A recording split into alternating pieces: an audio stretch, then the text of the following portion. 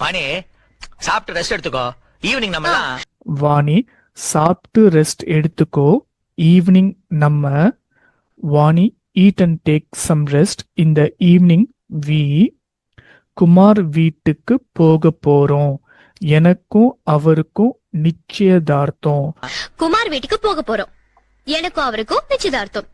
குமார் வீட்டுக்கு போக போறோம், எனக்கும் அவருக்கும் நிச்சயதார்த்தம்.